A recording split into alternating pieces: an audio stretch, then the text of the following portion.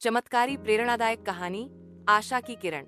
उत्तर प्रदेश के एक छोटे से गांव सरस्वतीपुर में एक लड़का रहता था, आरव।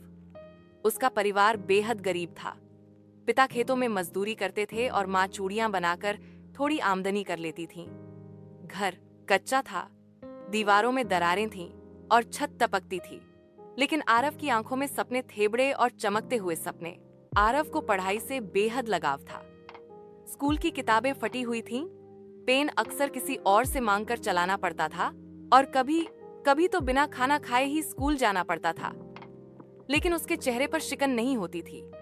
गांव के लोग अक्सर ताने मारते, इतना पढ़कर क्या करेगा, मजदूरी ही तो करनी है। लेकिन आरव के भीतर कुछ था, एक अदम्य आत्मविश्वास जो उसे बार बार उठने की ताकत देता था। एक दिन गांव के स्कूल में एक नई शिक्षिका आई मीनाक्षी मैडम।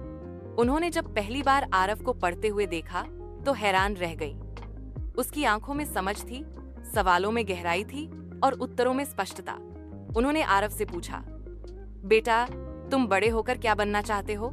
आरव ने जवाब दिया, मैं एक वैज्ञानिक बनना चाहता हूँ, जो देश के लिए कुछ नया खोजे, कुछ ऐसा बनाए जिससे सबका जीवन आसान हो जाए। मैडम मुस्कुराईं, लेकिन उनके दिल में एक टीस थी। उन्हें पता था कि इतने कठिन हालातों में आरव के लिए आगे बढ़ना आसान नहीं होगा, लेकिन उन्होंने ठान लिया कि वे आरव की मदद करेंगी। धीरे धीरे मीनाक्षी मैडम ने आरव को अतिरिक्त पढ़ाना शुरू किया। उन्होंने अपने पुराने नोट्स, किताबें और गाइड उसे दी। आरव अब स्कूल के बाद उनके घर जाकर पढ़ाई करता। बिजली अक्सर नहीं होती तो दिया जलाकर पढ़ता। ठंडी रातों में भी वह एक पतली चादर ओढ़े खुले आंगन में किताबें पढ़ता रहता। समय बीतता गया।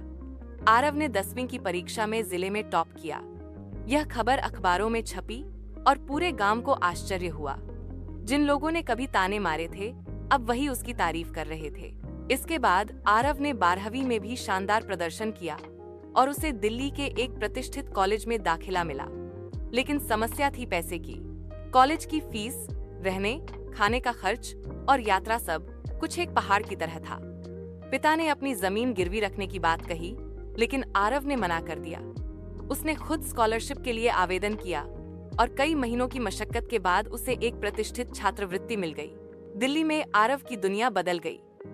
बड़े प्रोफेसर, आधुनिक लैब्स, स्मार्ट छात्र, सब कुछ नया था। लेकिन उसने खुद को कभी कमतर नहीं समझा। हर दिन वह खुद को बेहतर बनाने में जुटा रहता। पढ़ाई के साथ साथ वह छोटे मोटे काम भी करता, कभी किताबें बेचना, कभी ट्यूटर बनना, ताकि वह अपने खर्चे खुद उठा सके। कॉलेज खत्म होते ही उसे अमेरिका की एक रिसर्च लैब में काम करने का प्रस्ताव मिला। गांव से निकला एक गरीब लड़का अब एक अंतर्राष्ट्रीय मंच पर खड़ा था। उसने नई तकनीकों पर काम किया और एक ऐसा सोलर पैनल डिजाइन किया जो कम लागत में अधिक बिजली उत्पन्न कर सकता था। इस खोज ने न सिर्फ उसकी पहचान बनाई, बल्कि उसे वैश्विक सम्मान भी दिलाया। उसने अपने गांव लौटकर सबसे पहले वहां बिजली पहुंचाई। हर घर में उजाला हुआ और बच्चों को पढ़ाई के लिए दिया नहीं जलाना पड़ा। एक दिन गांव के स्कूल में भाषण देते हुए आरव ने कहा, अगर आपके सपनों में जान है तो दुनिया की कोई ताकत आपको रोक नहीं सकती। मुश्किलें आएंगी, लेकिन वे आपके इरादों से बड़ी नहीं होंगी। भीड़ में मीनाक्षी मैडम की आंखों में आंसू थे। वे जानती थीं कि यह सिर्फ आरव की नहीं, बल्कि हर उस बच्चे की कहानी थी जो सपनों के लिए लड़ता है। आरव ने एक फाउंडेशन शुरू किया जो गरीब बच्चों की शिक्षा में मदद करता है।